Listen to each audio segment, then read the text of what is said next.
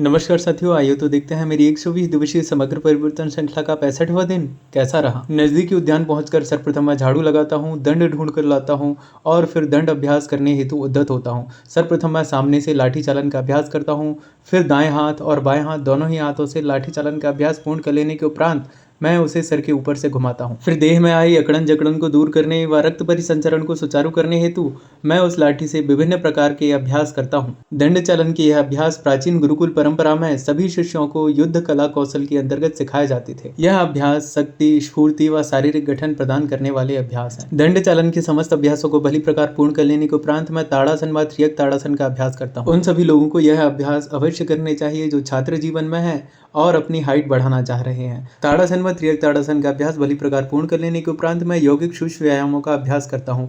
हाथ के समस्त अभ्यासों को पूर्ण कर लेने के उपरांत ग्रीवा अर्थात गर्दन से संबंधित सभी अभ्यासों को पूर्ण करता हूँ और फिर अंततः पैर व कमर से जुड़े हुए अभ्यासों को शनय शनय पूर्ण करता हूँ। यौगिक सूक्ष्म व्यायामों का अभ्यास भली प्रकार पूर्ण कर लेने के उपरांत मैं प्राणायामों का अभ्यास करने हेतु उद्यत होता हूँ। नाड़ी शोधन प्राणायाम, कपालभाति प्राणायाम, भ्रामरी प्राणायाम के रूप में मैं प्राणायामों का अभ्यास करता हूँ। अंततः ओमकार के उच्चारण व शांति मंत्र के पाठ के साथ आज के यौगिक प्राणायाम अभ्यासों को यहीं विराम देता हूँ। प्राणायामों का अभ्यास पूर्ण कर लेने के उपरांत अब सूर्य नमस्कार के चक्रों को पूर्ण करने की बारी थी।